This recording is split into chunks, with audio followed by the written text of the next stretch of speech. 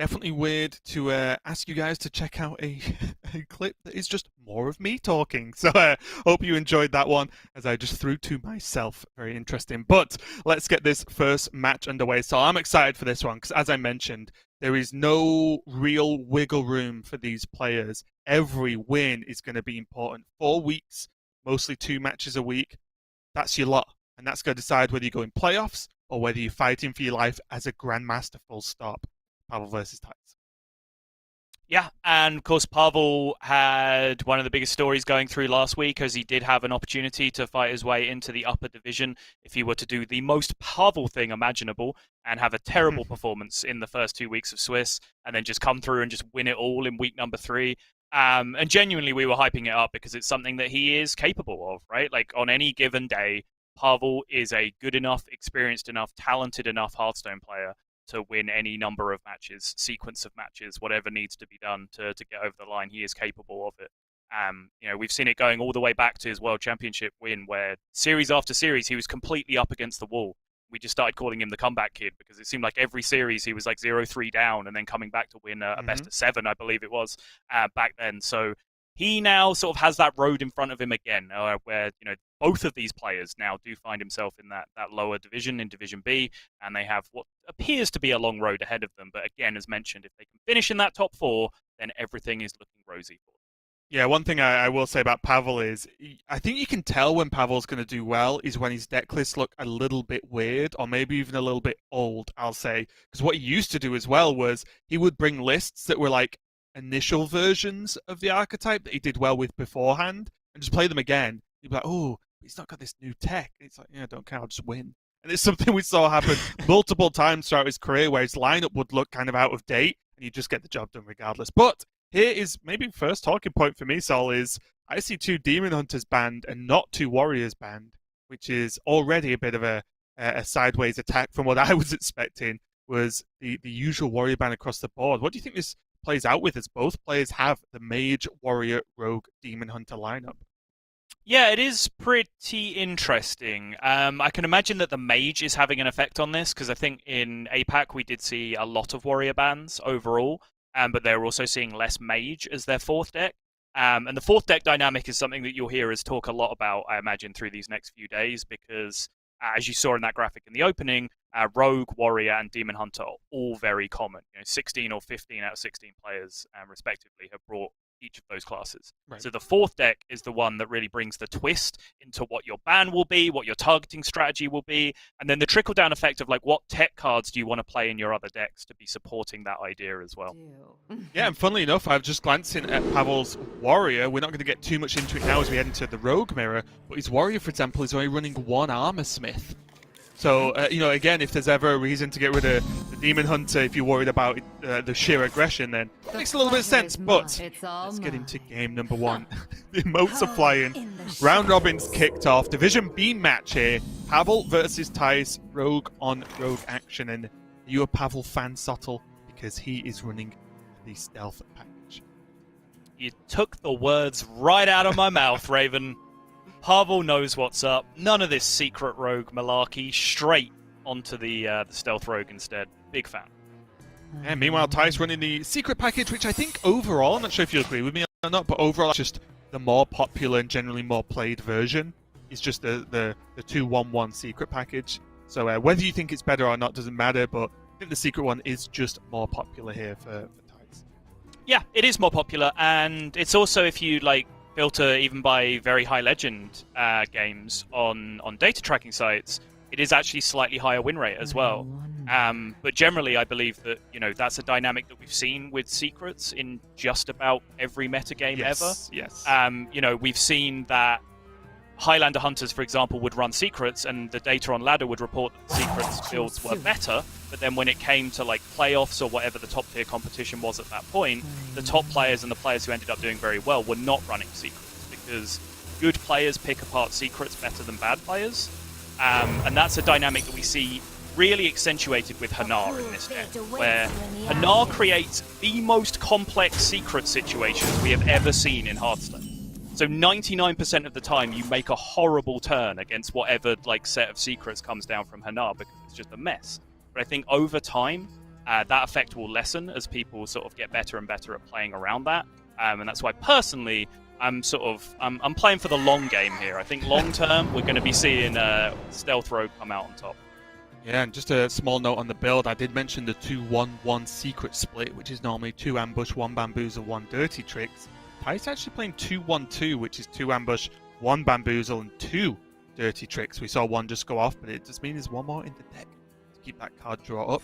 Restless Mummy, though, a nice pickup. One of the better ones off the Pharaoh Cat, right? Especially if you're looking at more sort of early game play versus, say, well, obviously if you're under aggressive pushes, then Card Defender is fantastic. But for just a general Pharaoh Cat on 1, Restless Mummy is pretty. Yeah, I think either 2-2-1 or 2-1-2 or 2-1-1 is pretty solid. I imagine when we see Zim play later, he'll be playing more of a 3-4-3 tiki-taka instead. I understand that reference. It's starting early. Yeah. Oh god, I'm not ready for this. Not even in game. In the meantime, though, the Sage did go off, and both players using the argued tools, right? The secret and the stealth effect from the Sage to generate card draw. So far, they make it pretty even. Pavel with that boom pistol bully for later on, versus Rogue. There is some pretty good outcomes in terms of slowing their turn down, especially around that turn 6/turn 7 opening that you can create. Boom pistol. I like this value trade from Pavel. I think just squeezing out efficiency in the early game is massive in the Rogue mirror because it leads to mid-game dominance. If you have mid-game dominance, you get to play Togwaggle and all of those good things while you're ahead on board, which is potentially game-ending. So there's no real punish for this happening because Pavel has Seal of Fate in his hand, which is why I think that trade to take the value and not just get rid of the poison is pretty safe here for Pavel. As you can see now, okay, the 2-3 didn't trade with the remainder of my minion. That's fine. I'll just Seal of Fate it away. Yeah, it looks pretty good to me. And one thing I will say for the stealth package, it does create way more intricate turn 1 and 2s, doesn't it? Even when we were testing yesterday, it was just like, I could leave the stealth for trade, I could play this, I could not. All these options, it was like, oh, run 2 mana to the side. but they are impactful, and we saw that. Yeah. And we see that in this game where the Skyvatir still stealth, even though Pavel is facing down a bit of a board, still stealth, it's doing its job, it's fine. When Pavel chooses to reveal it, when he can get the most value. Yeah, TJ was getting annoyed with me at some points because I'd just be like roping on turn 2. Like, this turn is impossible. Like, there's no way you can play this turn right. There's so many options. And then my turn was like dagger up at the end of it all. It's like, what? In the meantime, though, this might be my own brain getting in my way, which is often the case, but Dragon's Horde, I feel, can open up so many crazy options. I think I like the pick out of the other two. The other two pretty low impact, but this Dragon's Horde, I feel, could play havoc with this game of Hearthstone right now. Yeah, I agree. I think it was some mediocre options, so generally, as a rogue player, I think maybe Dragon's Horde is just the best card anyway, but even if you're just looking for a guideline, you're offered some mediocre cards. Take a cheap mediocre card. That will probably work out much better for you in rogue. So many options.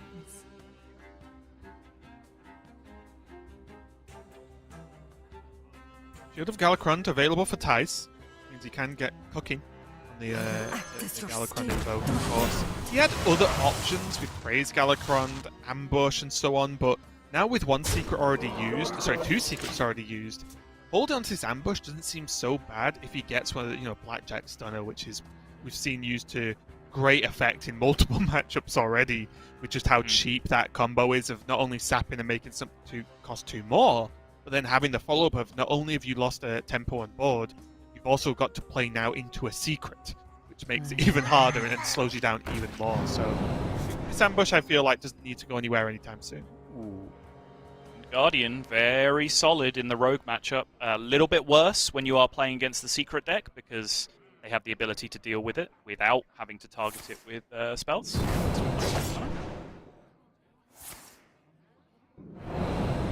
Yeah, it's one of those terribly awkward minions to deal with. I think I take 3 to protect my lackey here. Yeah, yep, yeah. like I was trying to decide. But going into turn 6, whether you have Togwaggle or not, the turn 6 with a lackey already on board versus Rogue is a a scenario that's so ingrained, I think, in every single player now, is that a lot of the time Thijs, or just the average player as well, would just do almost anything to kill that lackey right now, and that could just be worth its value in itself, whether you have Tog for it or not. Yeah, and you phrase that beautifully by pointing out, like, whether you have the Togwaggle or not, this is a great situation to create, because the bluff will very often work.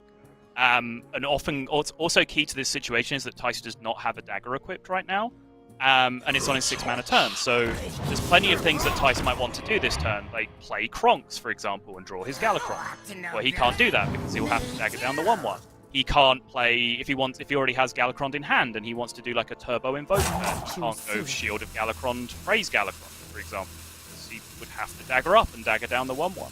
Like, just leaving this situation where it disrupts your opponent's turns, more so than, making your next turn. Right. I do like the way Thijs has done this, though. Instead of saying, okay, dagger, trade, right, what's the rest of my turn look like? Can I get lackeys out? There were options that he had available to him in terms of almost, well, maybe half the lackeys dealt with it. But Thijs, after that whole turn where he could have killed the lackey, and all that build-up, Thijs decides to just make us look stupid. And then not trading to the lackey, therefore leaving up a Togwaggle open. Thijs does have a strong board, which means that even if there's a Tog, I'll say Tog pass, obviously the trades could happen, but I guess he's just okay with it. Maybe because of exactly this Bone Chewer that was summoned. Yeah, I'm really not sure about it. Like, my instinct is I'm not a fan of this play. Maybe Thijs is thinking that the initial turn with the Tog is too slow, and then he can just, push a bunch of damage through it, threatening lethal. But it's not that clean a setup to be able to do that. Like, you really want to be, like, flicking this Togwaggle right now? Like, there is downside to you for doing that. I think the Abyss was the one that actually opened up this turn. The fact that Thijs said, well, he almost certainly can't. If he plays Tog, he can't clear everything. So then there's like something plus Abyss to kill Tog. And then my question is, what is the something else that is played with Abyss from Thijs? Because we'll see.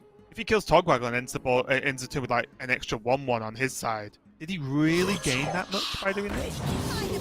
Well, so if I'm in Thijs' shoes here and I'm planning to push damage this turn, and this was the plan, which, yeah, okay. So if this was the plan, I think you have to do it this way, because if your plan is just to tempo out and push damage, if he had the Togwaggle there, you don't want to Abyss a minion. That's just kind of contradictory, right? You want to have the Eviscerate left over to throw at your opponent's face. So I think if this was the plan, he had to do it with... so even though I wasn't necessarily a fan of the initial plan, he's following it through consistently and in a way that makes sense, which I can't be honest. Yeah, this eluded me, honestly, because I saw it more as a pure board control plan to maybe make a Krunks a safer play going forward. Okay. But then obviously you've got to think, well, if you completely control the board, you just smack them in the face and win. Which is why the kind of weird-looking flick where then you lose your own Togwaggle play looks strange, but makes perfect sense. Okay, so Seal Fate, as has now been pointed out to me, I've been saying wrong the entire time, and will now desperately try to... Yeah, why is it Seal Fate? Very weird. Seal Fate plus a loot order will deal with this, and then there is 6 damage, 10 damage going face, from what we can see so far. So yeah, Thijs is off by enough that 12-12 Edwin Van Cleef is a pretty significant problem. Can make his own and get this ambush down, maybe? To say, well, you've got a Van Cleef that is threatening lethal because of the 15 health of Pavel, and if you play a minion, there's then also the poison that can deal with the Van Cleef, and just an extra minion left as well. Wings of evil.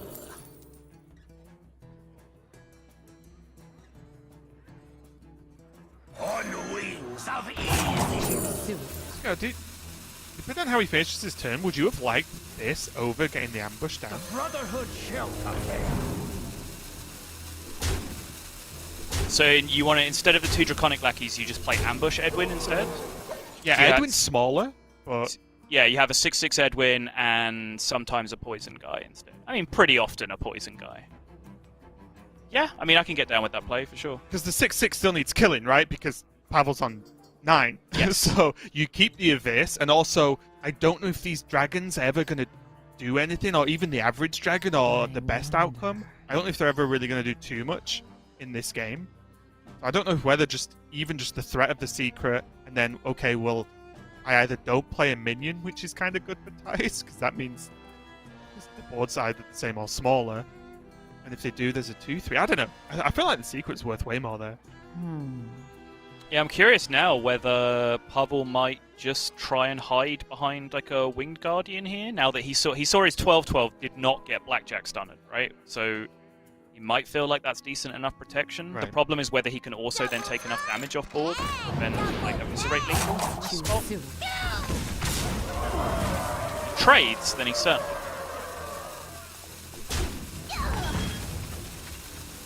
Yeah, and even to a certain extent, with what Pavel's hand looks like, if there is an eviscerate and now it hits his Van Cleef, yes, he lost a lot of damage, but he would have been able to make it up by playing the long game. But now with Secret into Blackjack Stunner, there's what? It's just lethal, isn't it? Ambush, Blackjack Stunner, Eviscerate, and Dagger, yeah. And this is most likely the reason why Thijs didn't want to just panic ambush on the previous turn, right? Like, he knew he still had both stunners left remaining in his deck, so he didn't want to play a secret that would get procced in that spot. He was trying to save it for the combination, which, you know, is a very brave play when there's a 12/12 staring you down on the other side of the board, but can't argue with the results in this spot, Raven. Yeah, I was going to say, it's pretty, on what, 15 cards? He was like, I'll draw the stunner, it'll be fine. I wouldn't have done it because I would have been too scared of not doing it, but Thijs ended up working out pretty well for him as he goes 1-0 up. And I will say, I do like just the Van Cleef play overall, and there was a weird intricacy there where, yes, Pavel had the insane size Van Cleef, but Thijs had the health lead, which meant even the smaller Van Cleef was as much, if not more, of a threat to Pavel, so it made Pavel have to kind of pivot a little bit and go a little bit off the aggressive plan. But congratulations to Thijs there, taking a 1-0 in the Rogue Mirror. And just a reminder, earlier today in the Asia-Pacific region, it looked like Rogue was the one that was struggling the most in terms of getting wins. So winning the Rogue Mirror is pretty sick for whoever does it. So good job for Thijs there. It's just game number 1. We've got plenty more Hearthstone coming up, though. So we're going to continue with Pavel and Thijs after this break.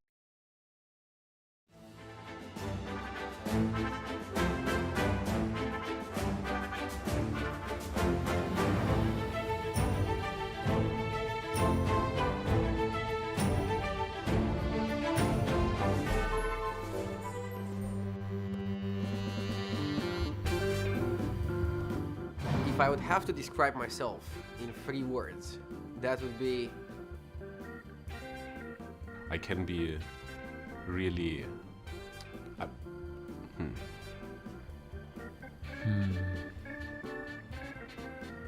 If I had to describe myself in 3 words, that would be cringy, persistent, and thoughtful.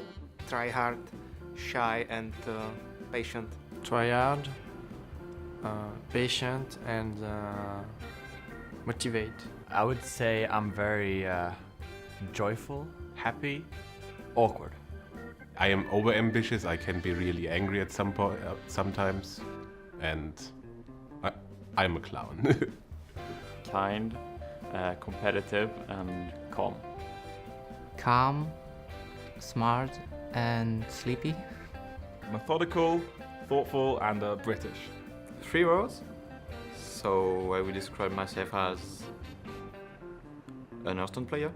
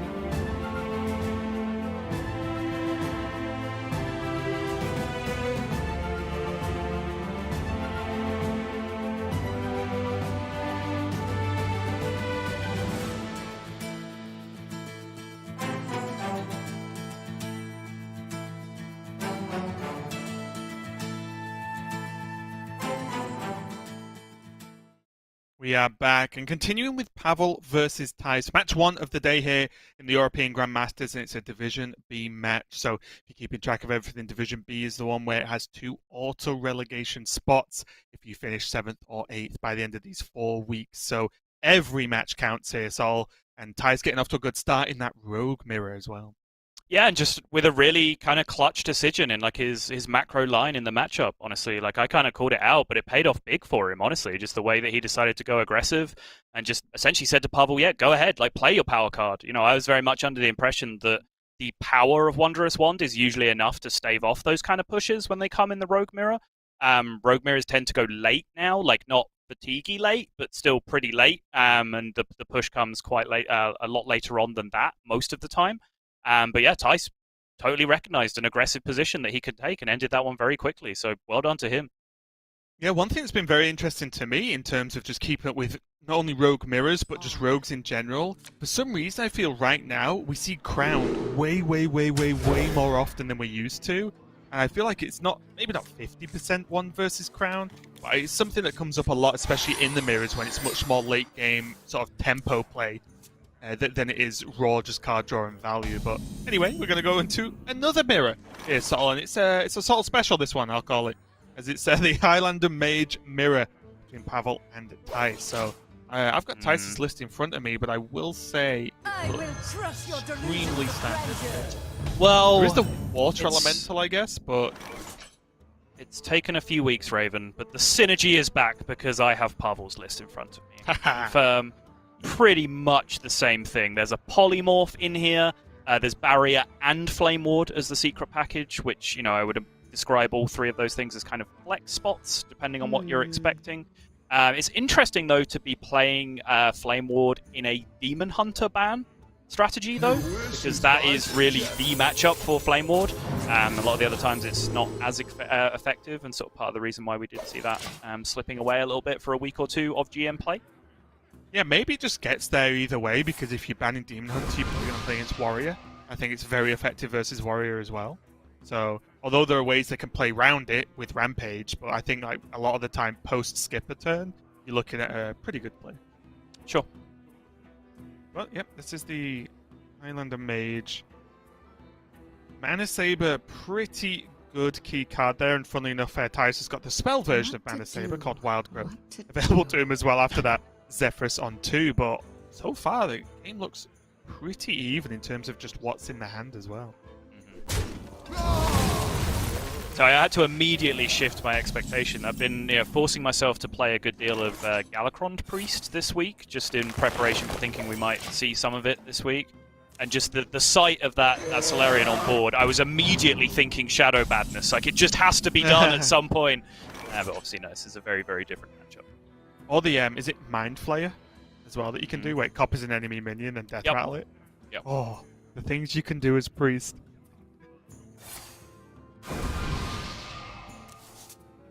The end is coming! Nice turn there for Thijs, just into Twilight Drake means that Pavel has to do something. Ooh. I would say do something pretty impressive, honestly, to kill this Doomsayer and get off well. And it also means that if he does that, it's unlikely something like a Mana Saber comes down. They were talking, Gia and Derek were, about, the rarest plays in Hearthstone. This is something that was deliberately enabled in the Zephyrus coding, the Alchemist into Doomsayer interaction, but you still just so rarely see it. There you go, working as intended. Zeph's a good boy. He knows what's up.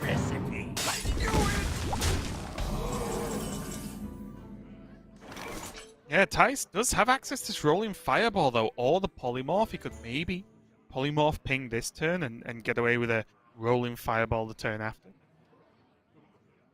you think this warrants a polymorph? Is this board enough of a threat, or do you think Thijs can take it a little bit slower now that there's the Ice Barrier, for example? Maybe even Ice Barrier, Frostball, or Ray of Frost?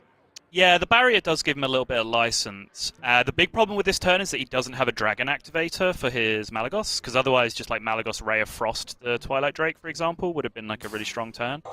But without that option, I think just the law of spend your mana here just says that you have to polymorph that Twilight Drake, because else you're just not really achieving anything this turn. Yeah, and I think Thijs, he's going to struggle to achieve much for the next few turns based on his hand as well, compared to Pavel, where he has the Mana Saber to start ramping up with not a lot that Thijs can do about it. But then he has he does have Dragon Queen Alexstrasza along with the Tiamat, so Pavel's got this late game, and subtle question Pavel there, no doubt for rolling fireball placement. Good boy. Yep. No, we're good. Just checking. You know, you've always got to check these things with Pavel. Yep, if you put the Mana Saber in the middle, it was a guaranteed kill, whereas now there's a chance that he goes for, say, plays the wrong fireball on the Zephyrus, then he doesn't quite get there. Still gets there with the ping, though. Yep. Just makes him ping, though, doesn't it? It's like, yeah, you know what? You've got to spend your whole turn doing it this way. Yep. Winds of the south, come to my Now, though, aid. the threats just keep on coming, don't they? Yeah, and I think Pavel was pretty okay with just seeing a hard removal turn there from Thijs, because he knows he can just bomb chain really effectively from here. Yeah. This is a must-answer threat. If Thijs spends mana here on anything that isn't deep freeze, then Pavel can just pretty innocently march on forward through Tortolan, through Dragon Queen Alexstrasza, through Kalagos. Just get him going. Argent Commander, face, coin, Ray of Frost. What are you thinking? All right. Why not? And coin brings Thijs further away from just boxing. But I also think with Thijs' hand, he has Nova, he has the other Ray of Frost, he has Barrier. I don't think he actually has to rush a box, although we can see that he has been bomb chained and he's going to continue to be bomb chained. I think I would have liked the commanders and just said, let's go. So how does Pavel do with the Divine Shields and the minion? Yeah, it was pretty cool. Just like hit him for 8, freeze, hit him for 8, freeze, hit him for 8. Yeah. Just, like, go from there, figure it out, find 6 damage, you know? Like, seems okay. And also, if say, Blizzard comes down, so what? They're frozen, they're not dead. There needs to be something else on top of that to kill them. Oh! Is the Torton into the new dragons, the new 6 gods. Oh! Dragonmore Skystalker. Really good card, actually. In a lot of the dragon decks I've been asked about, say, on stream or whatever, oh, what can I replace this with or this with? If it's any mid-range dragon, I'm like, yeah, just use that one. That's just a good card. It's just maybe not quite good enough to make it in decks right now, but it's a very good replacement. You're never going to go far wrong. It's Dragon High main, right? Like, not really good enough in sort of where we are in the game right now, but still just a very obnoxious, powerful card in the right position. Thijs going with the Malagos first, just to see what his options are, doing a bit of window shopping before he commits to the Frost Nova this turn, potentially. I think he does want to Frost Nova. It makes his board significantly bigger, and also everything else just doesn't quite do it. And there is a ton of damage on the board for Pavel right now. Yeah. And just to deal with the Tiamat right now is just such a huge amount of his board gone. Now, following turn for Pavel, and his draw, of course, is going to be very interesting. As the Dragon's Breath, fish for some kind of stall or removal. But everything else, I don't think he wants to commit the Alexstrasza. Probably an Ice Barrier and Ray of Frost don't do much versus this weirdly shaped board as well. Yeah, it's probably just go fishing. Having just picked up Flame Ward as well, that's even more appealing now. Part of me likes to learn Draconic here. The same part of me likes it, I think. You can definitely see the merit behind Frostbolt, though. It's just a great utility card. Frostbolt will almost always be good in just about any game of Hearthstone. But Learn Draconic does seem to have the highest ceiling, I guess, in terms of payoff. Yep, I think it's not much of a commitment, and to do stuff you're already doing anyway, you get a 6/6 later. Damn you.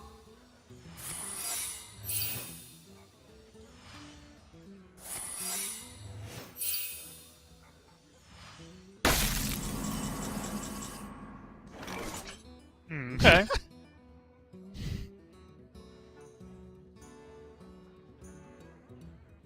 So if he... So Thijs will know what the secrets are, right? Yes, so he knows exactly what they are. Just attack Reno. Yeah, I was also looking at, like, you can Flame Strike, and then you have 8 health worth of stuff that you need to deal with, which you can do mostly with your 2/2s, and then you kind of just get use out of all the minions that would die to Flame Ward anyway. Kind of like that. Yeah. He's not that far behind on board, right, to be thinking about Reno necessarily. I wonder. I think the thing with Reno is, with all that spent from Pavel, and that's a decent commitment on the board, I think Reno's just get it down, get it done. And honestly, most things Pavel can follow up with, Maligo's Flame Strikeable anyway. Sure. So is it just get the Reno done now while this is Death Rattles, the CM, you know, an awkward board, get it all out the way clean. Reno's down now, going to be casting a spell at the start of every turn for Thijs, and then he'll deal with the consequences. Now he has Flame Strike, he has Ray of Frost, he has Box if it's that dramatic. He has a lot of health as well. Yeah, I hear you. I'd just argue it the other way around. I think you had a very effective clear there with Flame Strike, and then I'll take your argument and say, yeah, pretty much anything he developed can get dealt with by Malagos Flame Strike. Anything he develops can get dealt with by Reno. I guess, like, maybe it's just a mental, like, or visual thing, but if Pavel just played Alexstrasza and one more dragon, or even maybe Alexstrasza and something small, and then Reno came down, it's like, but Reno could have cleared 6 minions instead of 2. You know what I mean? It's not even necessarily better or worse, just visual. Pavel has not stopped for 1 second this entire game. It's just, oh, it's my turn. Okay, here's my biggest minion. Like that's just all he's done for the last like 5 minutes. Yep. Nice. Pavel is a gamer. I mean, if there's anyone who's going to just box, I mean, come on. I think Pavel created box before it was even a card. Chaos Strike, not after. Okay. Ah. Hey, there's no Okay. pink salt. Still good Malagos. Okay. Okay, yeah, sure. Few resources and a slightly bigger board. Fine.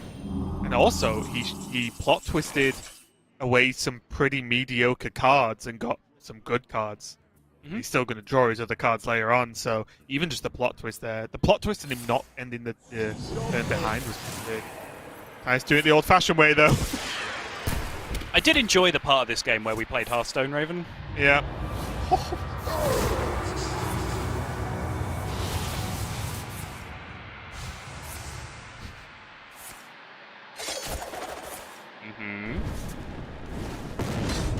Hey. As much as I object to this card, that's still funny. Oh, mana burn. Pretty big deal, actually. Yeah, that is huge. Okay, well, both players have done silly things for the past 2 turns. We'll let them off this once. So, In the meantime, Pavel only Pavel's got 8 mana. biggest minion here is Power of Creation, so based on how he's played so far, I'm pretty sure that's what we're going to see. No arguments on my side of the table, Sol. That would be, of course, his 2 Power of Creation minions, plus he would get his dragon. That as well. Yep, he only needs 1 more mana. So if he casts any spell, he will summon the dragon. Oh, Pavel, reckless rocket. Go, do it. Do it. Do Pavel. it. Look, we're mates. Earn a further level of respect. Violet Warden's so... No. It's just one of those, remember Archmage, this is Archmage now memes. Do you feel old yet? That's what this is.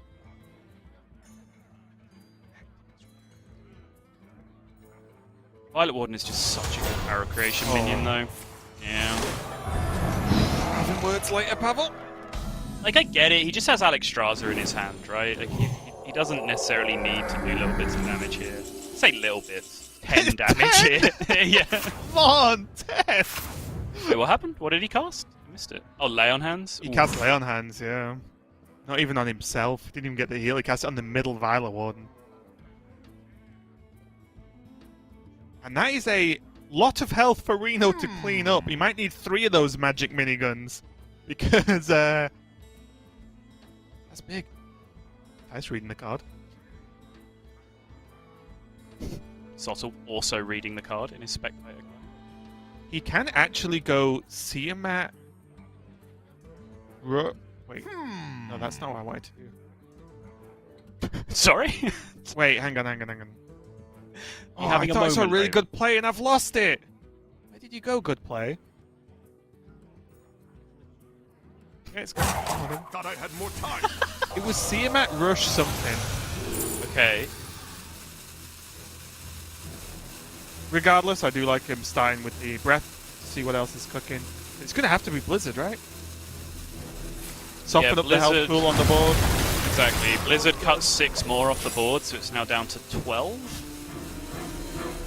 And he has Maybe Ray it of was- Frosts. Yeah, but I was gonna say maybe it was worth just like using one of the Ray of Frosts there in lieu of developing the secret, just to give yourself more security next turn. Deal the 2 extra damage, but you know more minion health is coming down this turn anyway, right? I bring life. A mana 8/8 deal 2. Literally, when was the last turn where Pavel did not just play his biggest minion? I like it. I like the approach. It's great. I'm enjoying it. Ooh, 9 mana 8/8 deal 2 or a 10 mana 10/10 deal 1.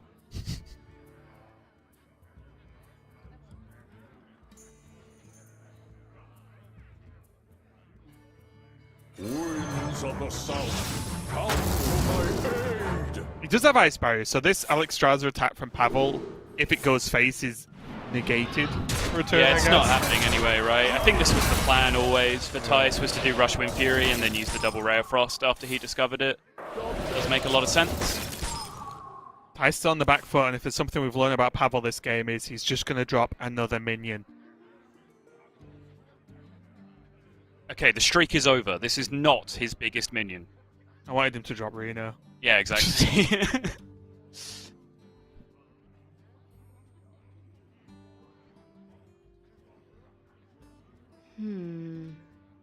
There is still a deep freeze for Pavel somewhere as well, so he does have a 2 Water Elemental generation left. But outside of that, we're pretty much looking at what threats he has left now.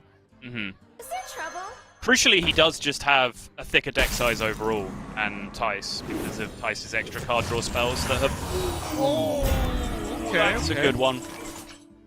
Because of all the extra card draw he's cast from his Reno effects. Right. So Thijs is just in a little bit of trouble in terms of the super long game if it gets there. Yeah, I do like this Dragon Queen Alexstrasza here from Thijs, because one thing I did want to bring up... Wow. Hello?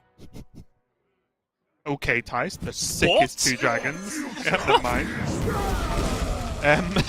One thing I did want to bring up was, because he is protected by the Hope, then the Taunt, then he can play this Alexstrasza a bit more freely, because not only does he have Ice Barrier, but if Pavel goes for Reno, as in the Amazing Reno, then Pavel loses a lot of his own board, right? That he's committed to quite a lot. So I do like this Dragon Queen, although it's just quite funny that Aeon Reaver was the double pull here to just destroy Pavel's 2 threats. Yeah. Pavel Funny now enough, drawing does his make Reno own better. Reno. So trade and then just Amazing Reno, do you think? Get it cast? Is there any nonsense that he can do instead? Blizzard Doomsayer, but there's not really a big payoff if it does go off. It's not like he's developing something huge immediately afterwards. I think he might start needing the Amazing Reno to start doing silly things. Yeah, what if those silly things are drawing him cards, though? He chose to play the deck, Sol. That's my answer. I'm not going to trust in the Amazing Reno. Don't bring Reno Mage.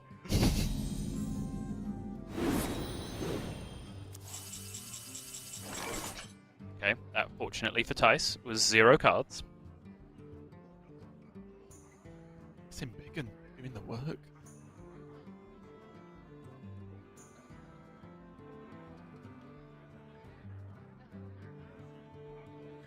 Yeah, it is actually a very noticeable impact. Thinking big and can get glossed over sometimes when it does get cast in a puzzle box turn, but it's very relevant. Mainly because Mage often just has the mana, right? Like, at this point in the game, you don't care that stuff costs a bit more because you have the mana to spare. It's not like there's tons of things you want to squeeze in every single turn. If I could Yeah. just cast Ray of Frost and Arcane Breath are pretty much the only things that make 9 versus 10 relevant. Similar deal for 8 versus 9. And also, honestly, when most of your minions and threats are 6, 7 plus mana, you're really only doing that plus a ping, pre-Reno. Most turns anyway, so it's really good. Gives you more threat. This was my concern with the Blizzard Doomsayer play, though. It's just, like, does it actually pay you off in any relevant way? Well, so the real question is, could Pavel have just played a Reno there? Obviously, it's a very similar minion, but it doesn't just sit dormant for two turns and do nothing. Mm-hmm. My worry is, without Reno being live, I guess there's Solarium, and I guess there is the Deep Freeze, but if I was Pavel right now, I would be worried about how do I actually kill him? How do I actually finish this game? Because he has actually beat threat after threat after threat after threat that I've dropped. Yeah, well, that might be his thinking, is like, I don't necessarily have to, I just need to kind of wait 3 turns and then he'll start killing himself. I'll be honest, I was not that aware of how different the fatigue was. Yeah. So that's a very good point. The lay on hands earlier on that Reno cast for Thijs is a big deal. Yes, you are completely right. I did not. So as much as I've been kind of trolling about, Pavel just playing his biggest minion here, like, I do like that diversion because I think, 2 board sweeps with 2 Renos and he's well towards Thijs just sitting there in fatigue and taking it, right? Yeah, no, you're completely right. I'm so used to, or at least feeling like the Mage matchups are very even and flat when it comes to card draw. I didn't really account for that lay on hand. So many Renos, Sol. There's portrait. There's 2 Renos on board. There's Renos in hand. Where will it end? Oh, maybe not. I will still take this many Reno the Relicologists over 1 regular old school Reno Jackson, though. Any day of the week. Although it was a card that led to one of the coolest games in Hearthstone that I think I've ever seen. Which one? The JJ Freeze Seat Story. Freeze Mage. Oh, sure. Like that JJ's first tournament on like his super dominant streak, right? Yeah, that was sick. You were casting that, right? 3 mana. Yes. I honestly can't remember. Okay. I was Does there. the Amazing casting, Reno just I to wasn't deny sure if I that. actually can. Sorry. I was just going to say, yes, he does. Does he deny the Amazing Reno, or just deny the Solarium Prime here, which, yeah, I like it. Makes a ton of sense. And also, it did actually stop the card up, which means there's less heal for Thijs' fatigue. So it actually ticks a couple of boxes for me there. Although I was harping on about getting Reno early, Pavel actually executed probably the best Reno he could have this game. That's a very good point. Favorite Sol? Fireball? Yeah, I love that card. Oh, I thought you meant Ray of Frost. I do actually like Rare Frost. Rare Frost is one of my favorite cards that's been printed recently. It's one of the cards I think I included in my ever-famous top 3 card prediction per expansion that is always right. Those are such a disaster, Raven. Ray of Frost was on one, so okay.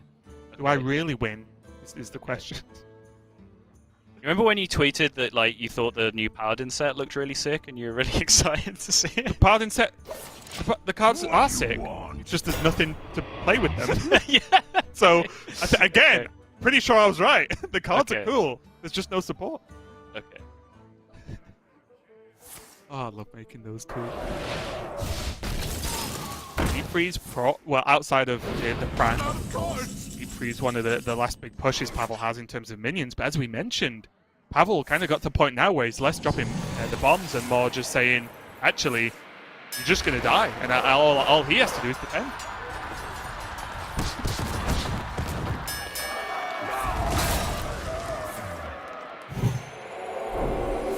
Okay, that's very bad if that survives, but it's very likely not to. World's worst Incanter's Flow.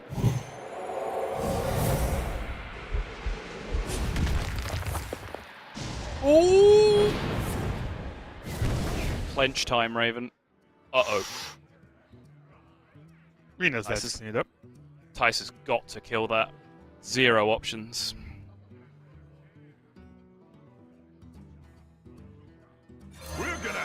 So a bit of a worry here in terms of overall value, although Thijs is obviously hitting fatigue now, so he's not got much time to play with. Dragoncaster didn't do anything. Tortol and Pilgrim didn't do anything, and now they're just sort of clunky minions. They are buffed by Embiggen, but just some of the plays that Thijs has missed out on this game, right? Mm-hmm. Trust in the Prime, Pavel. I'd love it if you just played lethal. Not like it's not happened before. We're gonna have some fun. You go for freeze here? Looks like Flame Ward, probably. Okay. I guess he's got the health, right? Plus that's an ice barrier as well. Yep. Oh no, no, it's not. It's a Netherwind portal. Oh, sorry. Yes, of course. Of course, he got it early, didn't he? Mm-hmm. I bring life. That's never gonna get.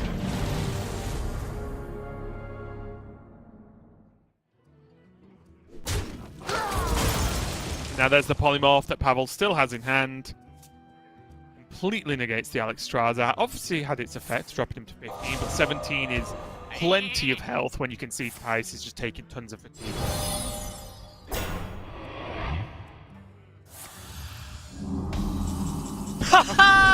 You should have known with the polymorph!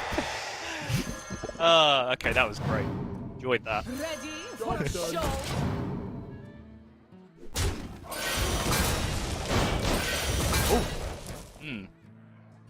That was an unpleasant Blade Storm, so I think that means Solarian Prime, if it all goes horribly wrong. Frost Nova is your backup. Wow. Oh, Solarian. There's always one. That is one thing that I think if there's ever going to be a change, it's going to be that Solarian doesn't cast bugs. Because this is just so silly. What? Make your whole hand Sure. demons, shuffle them into your deck. Alright, makes sense. Can we cast Sense Demons now, just for the full package? Look at those demons as well. Oh!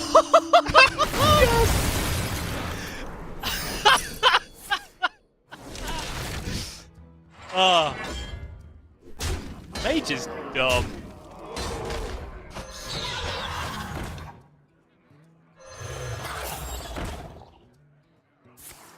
I don't even know if Pavel would say this was an honourable game.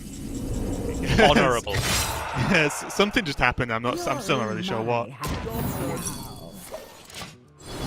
Nice. I'm gonna put the secrets, but he knows it is over, and after what appeared to be a lot of Spellbook's running light. bomb dropping, threat checking for Pavel, taking through fatigue, and as is often the case in these mirrors, it all comes down to what Reno decides, and the lay on hands just digging Thijs further into the deck, really switched it up there and allowed Pavel to play a little bit slower, a little bit more controlled fashion. And I think again that Pavel piloted that quite well. Yes, he had the bombs on curve, but I think especially based off what we saw last week of him making it to top 8, I feel like even just off these 2 games, Pavel's looking like he's in the game right now, if that makes sense. Yeah, for sure. I do think that's something that's, fairly reliable with Puzzle Box or with random Reno spells, is that at some point you're going to draw some cards, and that is just a risk that you have to factor in to your overall matchup game plan if it's going to go that long. I know there was a previous game, I believe at one of the Masters tours, where I was debating with people on Twitter where a Reno was in play, like whether a Deathwing out from Dragon Queen Alexstrasza was more likely, Right. or whether just like freeze and pass the turn back and see if Reno draws himself cards and fatigues himself to death. Which of those 2 things was more likely? But the card draw is a thing that does happen, and it's something that you do have to factor into. It was a bit one-sided in that matchup because it was only only Thijs that got the card draw with the lay on hands, and that was really a big deciding factor. But I think Pavel was still pushing board dominance in part because of his early Solarian Prime that got in his deck, and the fact that he was able to deny Pavel's. Deny Thijs's. He just always had that one extra threat available to him at the end of the game, and when that just rips another puzzle box, then yeah, insane things are going to happen.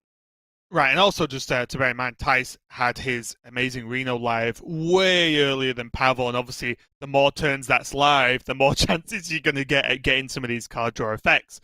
But that is 1-1 now, 2 mirrors down, 2 games down. Guess what? We're going to a 3rd mirror, Sol. We're having a warrior mirror now, kicking it off. This is unplanned, I promise. But we've just seen the players just cue their mirrors over and over again. So the warrior mirror, though, is one that is very tricky, in my opinion. One that relies on each player being quite adaptable.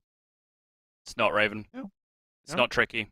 It's Okay, well, here we go. it's literally impossible, Raven. Those are the words that you have to use I to thought you were describe going to this say it warrior. was simple. Then I was like, No. has it been unlocked in like the last 24 hours and no one told me? Because I think the matchup's hard. I do like.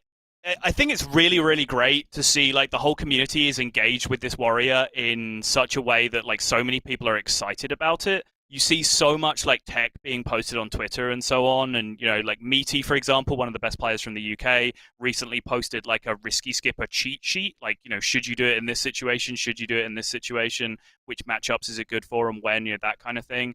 But a lot of people are really excited about this deck. I think Ball Control, I think, was saying on his stream yesterday that he really wishes that GM was just warrior mirrors, because then he thought that the best player would just win all the time, essentially, because they're so hard to play, and essentially so many mistakes get made in these matchups, and that's how you can really separate a good player from a phenomenal player, or a great player from a phenomenal player, because this mirror is just impossible to play correctly.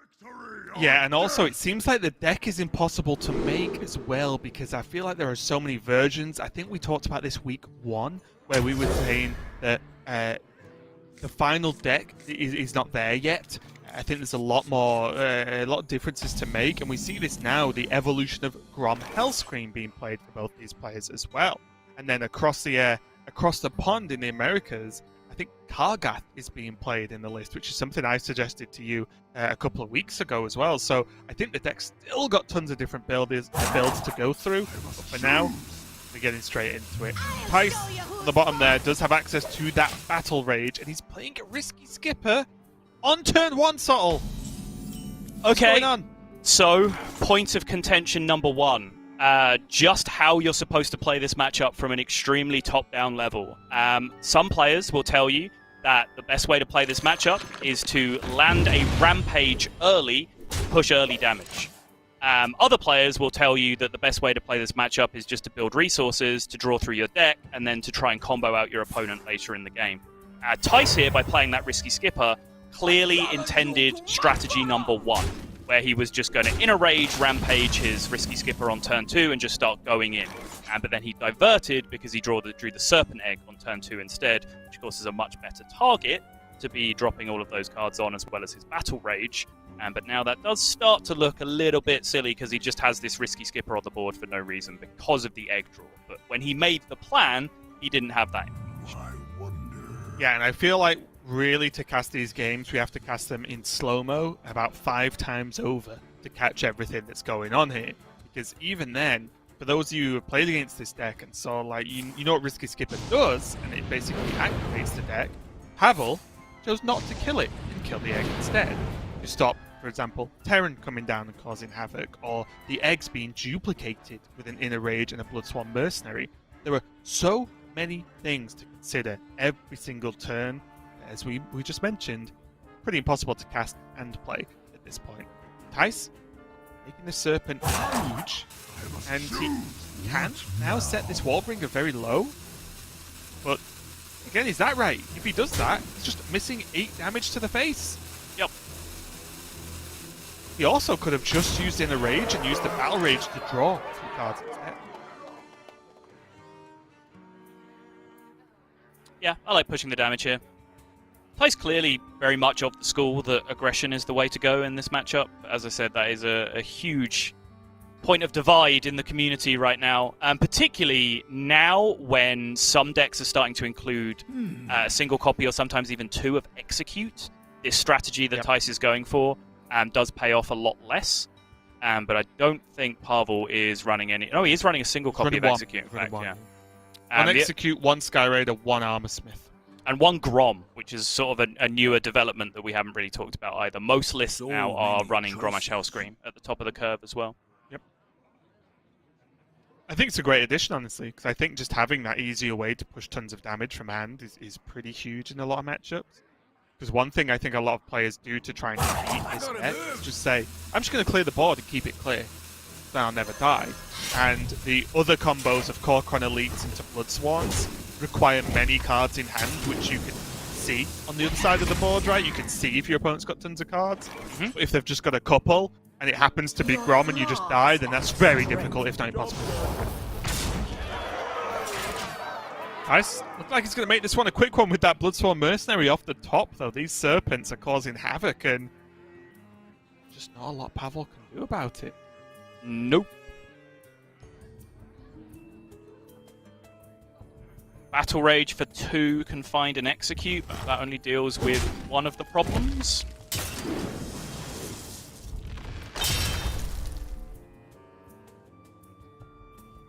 Well.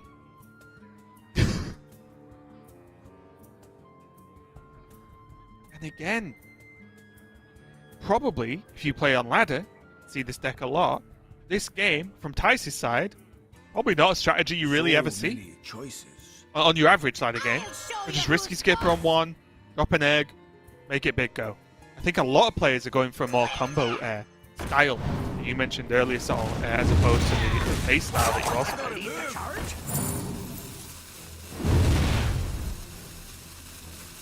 What was the plan here? Evolve, kill off the 3-1 and try and get a taunt or something? Or do you think he had one more mana? Don't know. Curious. Pavel did just emote error, so he does technically stay alive like this. Your flaws are your 3 more cards for Thijs to get the second Bloodsworn Mercenary. Is Thijs just choosing which cards to top here? It certainly feels like it. It does a little bit, yeah. You got me. Wow. Pavel gonna give it up. Not normally the case, but that Warrior Mirror just went very, very quickly indeed. And fair enough to Thijs. It shows I won't say anyone's got a perfect understanding by any stretch, but it shows a very solid understanding of how to play the deck and the matchup, in that I think there aren't many players outside of pro level that would just go risky skipper on one. Yeah. And just be like, yeah, there we go. Let's see what happens. This is kind of the point that I'm getting at. Like, there's so many ways to play that deck, and in particular that matchup. And the problem is that people are being successful with all of them. This was the most popular deck in top 16 places, finishing in Legend last month, for example. Amongst those players who finished in top 16, for example, Orange, I've heard say he's a big advocate of the play it slow, take your time, draw your deck combo style of matchup in that matchup. Where equally, I've heard other players who also finished in top 16 with that deck say, no, you just land the first minion and then you rampage and you do what Thijs did and you beat them up and then you win the game. So if they're both winning, like, what does that mean? It's so hard to break apart, because it really does seem like, there is a pretty significant skill edge in that matchup. That one that we did see, after building it up so much, was just kind of one-sided, because Thijs just had the business. He had the curve that said, rampage your own minion and go in, and Pavel just didn't really have good answers to it. But I'm sure some eagle-eyed viewer will have spotted something that Pavel maybe could have done to dig himself out. One of 2 things are going to happen as this warrior continues to be good. It either makes our job very difficult, as we have to try and break down everything, or it makes it very easy when we can just say every play is a good play. Yeah, or none of them, right? It's the same thing. Yeah, it's just like, oh, he's going aggressive, it's really good strategy. Oh, he's taking it slow, removal based, really good strategy. Just regardless of what happens. But anyway, we are moving on to a game number 4 between Pavel and Thijs. Thijs on the bottom on that Reno Mage once again. Pavel going for the Rogue. And finally, we do not have a Mirror Sottle. We have one of your preferred decks versus one of your nemesis decks. Indeed.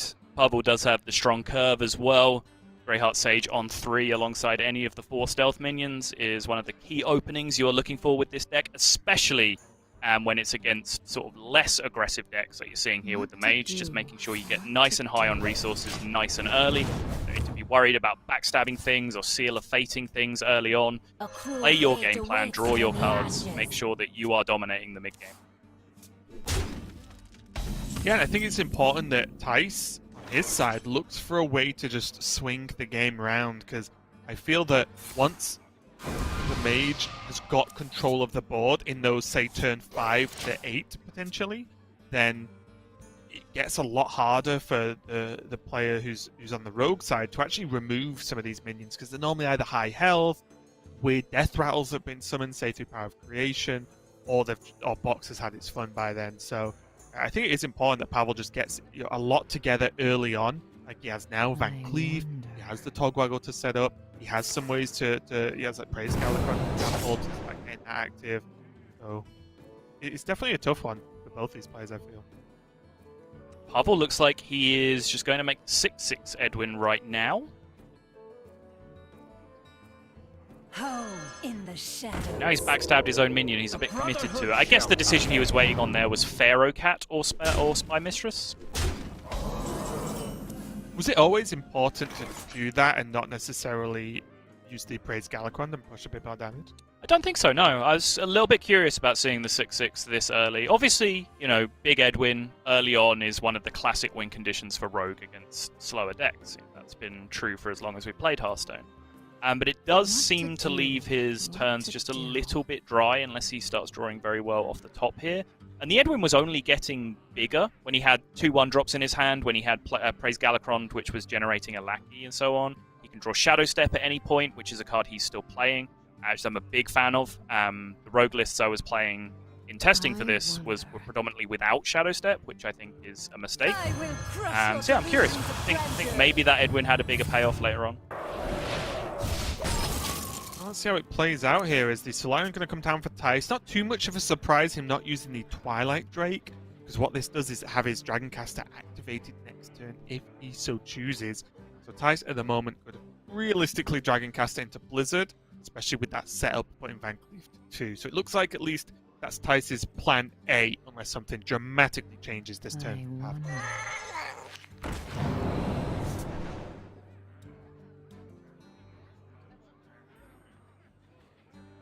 Praise Galakron on the Skyvateer to get the trade off and then just push? Yeah, it looks that way. Anything I'd say is Candletaker is maybe a bit scary here, or maybe it's just upside, because Thijs could quite clearly be looking at a Coin Reno or Coin Blizzard here with the way that he set up this board state. So obviously you're playing another 2-health minion into a potential Blizzard, which you might just kind of write off as downside, but because it's a reborn minion, it then means that you just still have something that's attacking next turn and pushing more damage. So maybe that's just upside.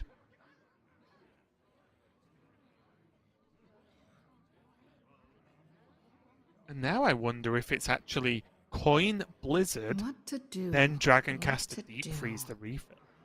Because you don't want to. I don't think you want to Dragoncaster Deep Freeze this turn. Because it just gets farmed, right? Ooh. Job's done. I would have thought you could have done this the other way around. Mm-hmm. And skipped the mana for the Deep Freeze instead. That looked kind of strange to me, because this 4/4 just dies regardless, right? Sorry, hang on. You want to spend 6 mana on a Blizzard and then spend 6 more mana on a Dragon? Next turn.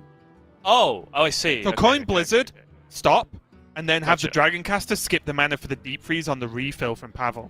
Gotcha.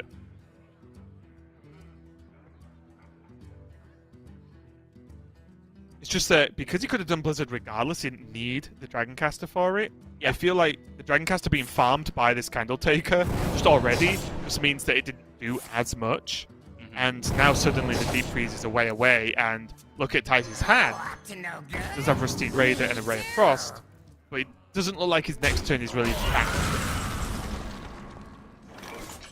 Oh, well, whatever. The board now if he wants. His next Thijs turn always is showing me up. Fantastic, Raven. We're gonna have some fun. I know, I just imagine like a Deep Freeze this turn. I guess it would have been into an extra 3-1, but... The Reno off the top definitely helped out a lot.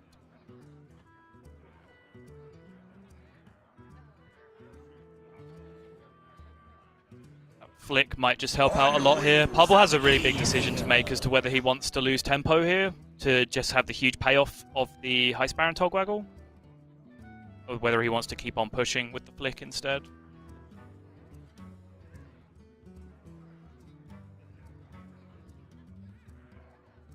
It's one of the weird situations you find yourself in now and again with Rogue, in that all your powerful stuff is around turn 6 and 7.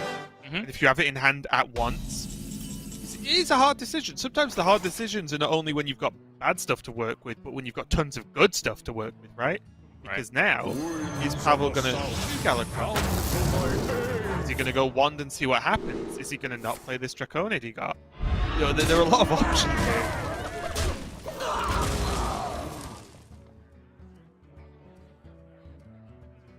A lot of respect for the trade there. It's 4-5 into a 1-1. Togwaggle already played. Did that need to happen?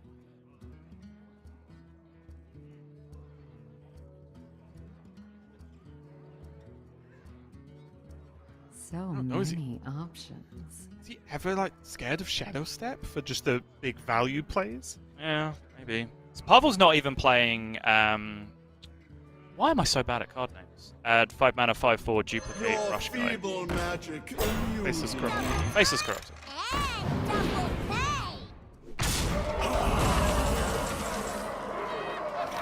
Did you say 5 mana 5/4 then, or 4/4? Did I? Am I living in unnerfed land still? I may have Yeah. said 5/4. Yeah, fair enough. At least that's why you couldn't remember the card's name, because it's not a card. Yeah, no, I just made the card up. That's why it doesn't exist. I wonder. This 8/1 has a lot of health right now.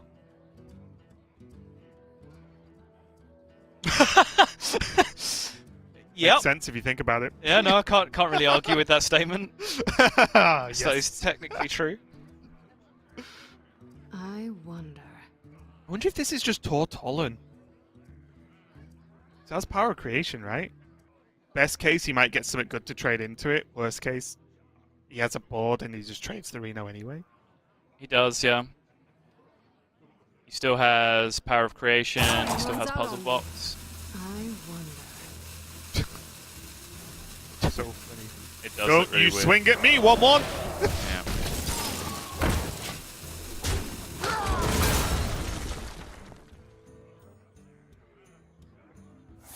Probably a flick though, especially with the wand being playable this turn, means that Pavel could potentially go nuts right now.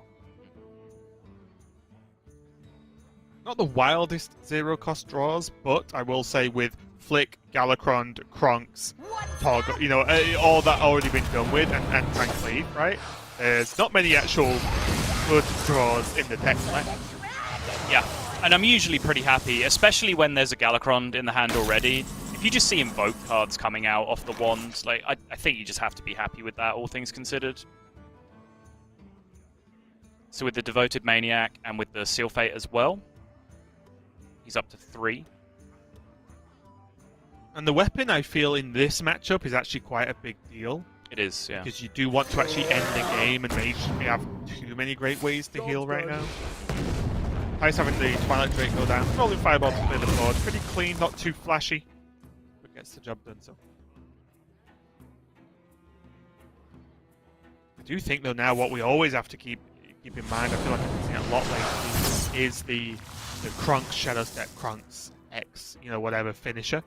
And currently Pavel has access to something similar.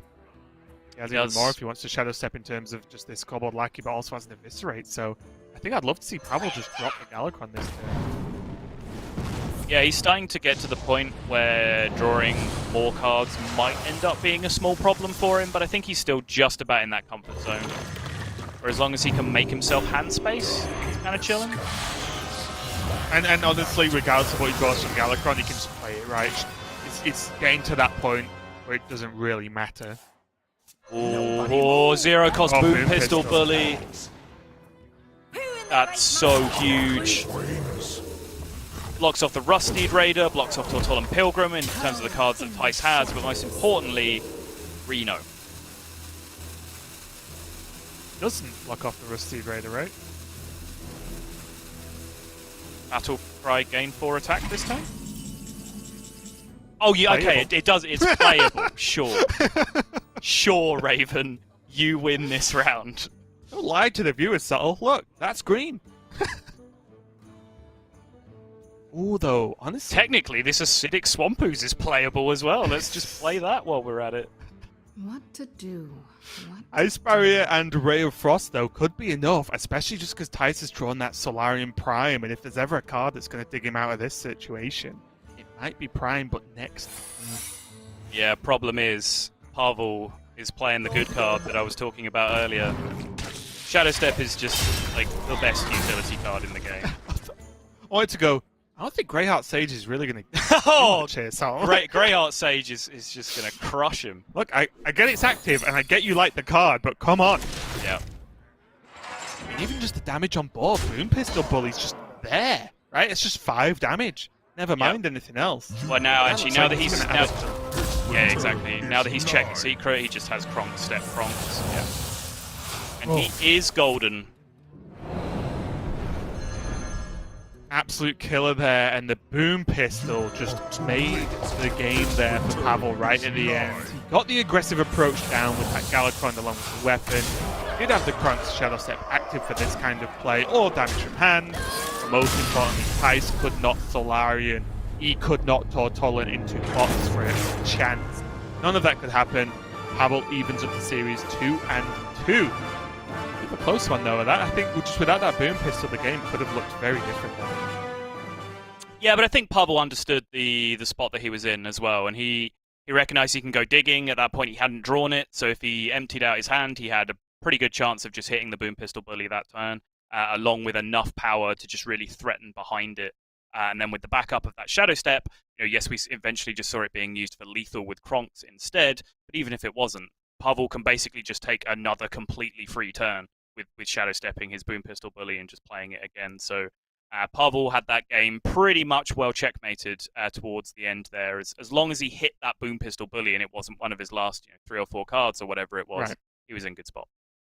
Yeah, it's very interesting to me again just to go back to not picking holes or anything, but just looking at the fact that Dragoncaster didn't really get any value compared to what it normally wants to do in the deck.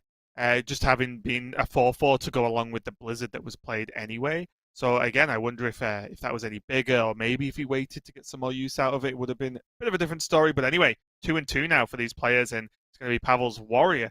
It's his last deck going up against Thijs' Mage once again. And the Mage versus Warrior matchup is a little bit weird, mainly just because although Warrior can normally freely do what it wants to do anyway, Mage has access to freeze, which severely limits this kind of minion-focused damage from board actual ability that Warrior normally has.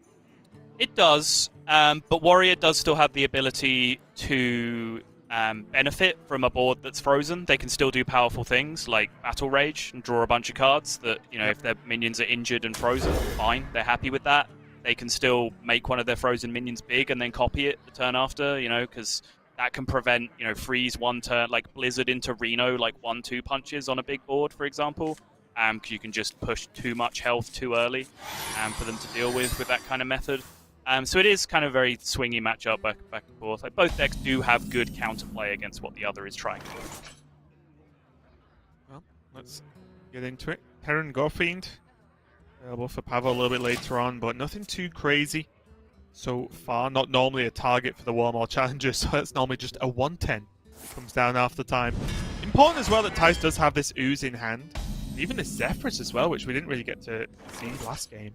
All these cards now for Thijs adding up to a pretty strong, at least anti-aggressive opening for him.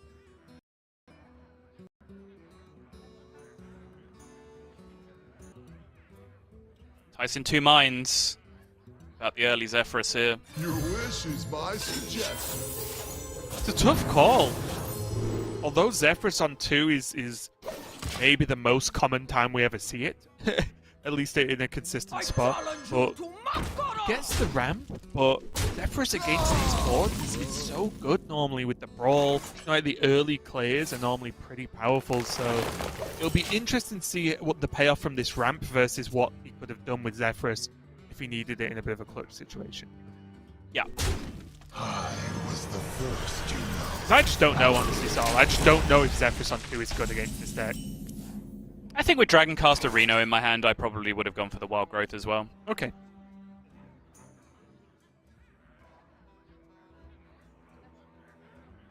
Now, although that might be looking like a fantastic polymorph, and I think it is a fantastic polymorph, you do have to remember that without Rampages being cast yet, there are other big targets that Pavel can create. Even though the deck is generally low health, the Rampage can be huge. But I like this from Thijs. You don't need to mess around, right? Don't give him a massive challenge. Don't let the Terran stick around for some damage. Yeah. And definitely you just don't want the absolute disaster of, like, Inner Rage Bloodsworn Mercenary or something like that coming down the next turn. Like, that is a huge yikes if you leave that thing around. Coins. Ooze and Water Ellie. Let's go. Sure. There's also a line.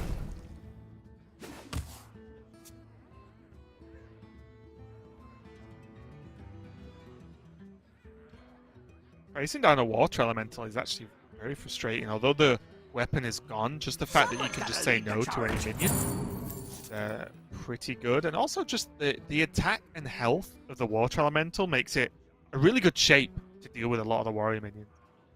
That's true. It's another curious one to me, though. Like, natural water elemental in your deck when you're banning Demon Hunter. So you leave a warrior up and you're expecting rogue. Mm-hmm.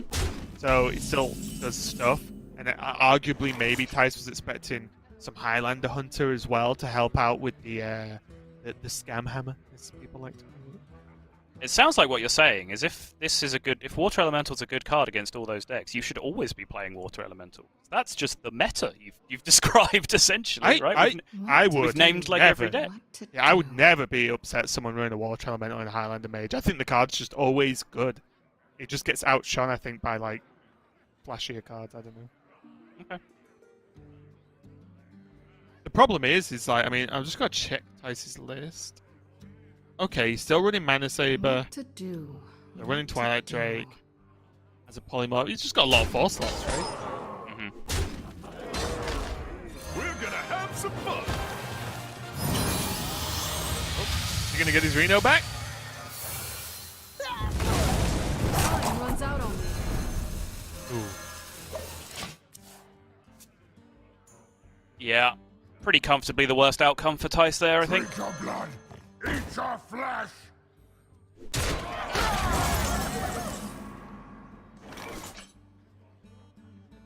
So now my question is, does Pavel, because he didn't get the tempo start, have to go for a potential risky skipper, bomb duplicate for some damage from hand, I'll say, with the bombs, if you know what I mean? To do.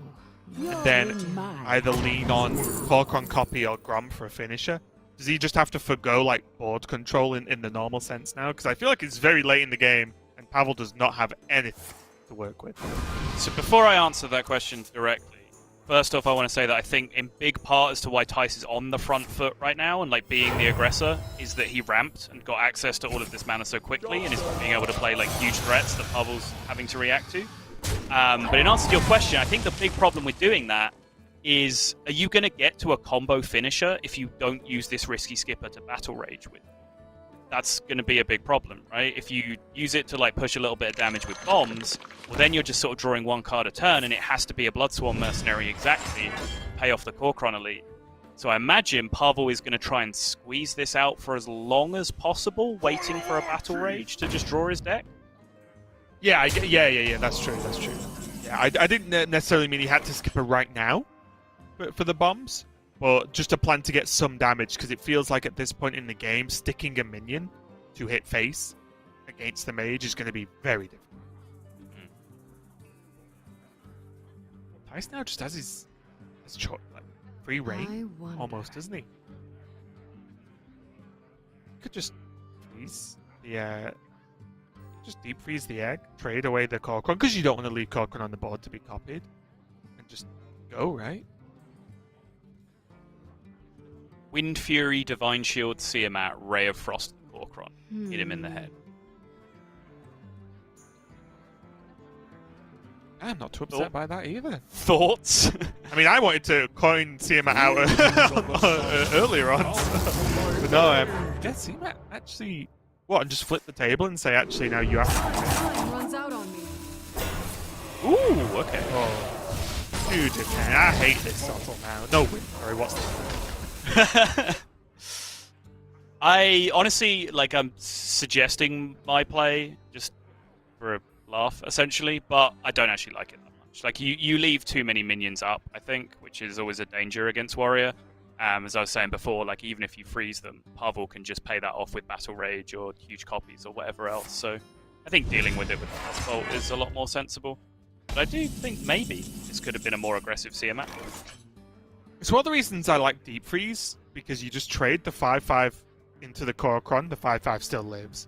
Deep Freeze the egg so no shenanigans happen that turn, and you get 2 minions on board that are a pain. Start either freezing 2 minions out, freeze facing a minion, so on. But either way, Thijs has got himself to a good point where a Deep Freeze has come down anyway. He's winning on board quite dramatically, and Pavel is going to have to combo his little heart out to be able to not only clear this board, but get something together for the next few turns. And with no battle rage in sight, so it's looking a bit dire, isn't it?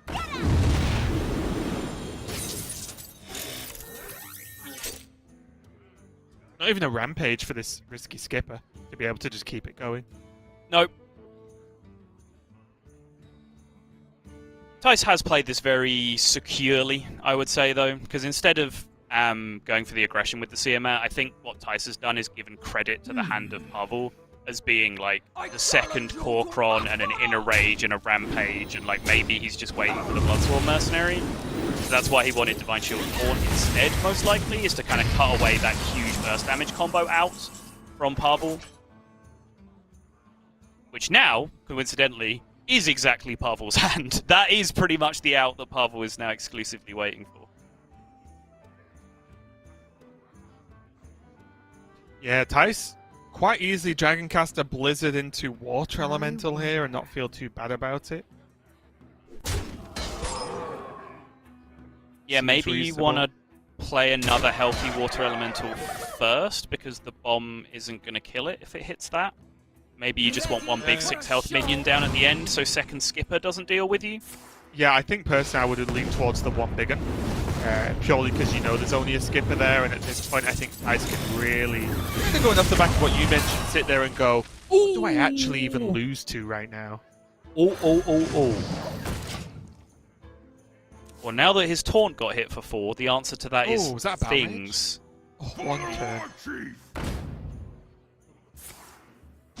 So he does 8, he'll deal 16 with a Bloodsworn draw here. 17 with the bomb.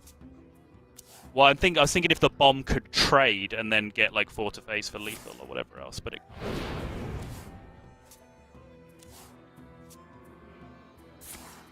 Rampage, why not? Cash in the damage while you can. Outside of Gromix's last minion that can damage from phase, Pavel's still got, I think, a weapon or 2 left. He could get there. With the armor smith that he got to play last turn, he did gain a little bit of wiggle room in terms of just time. Yes. I expect Thijs will now be very interested in this Rusted Raider this turn. Just to make sure Grom in a rage cannot connect with his face.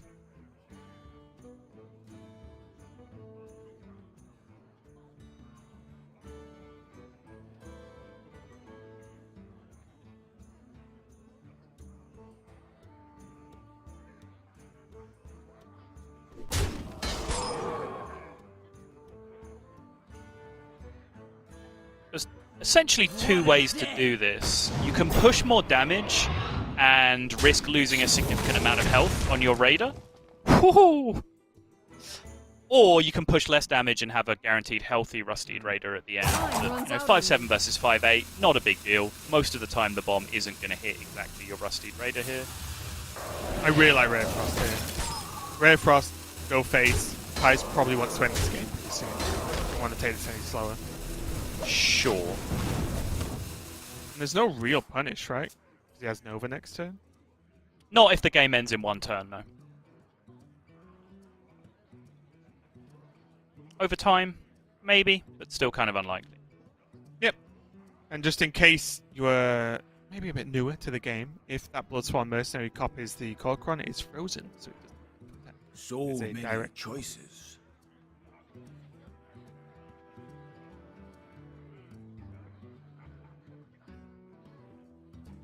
Is he thinking maybe Blood Bowl Brute in a rage, trade, and then get the second Brute?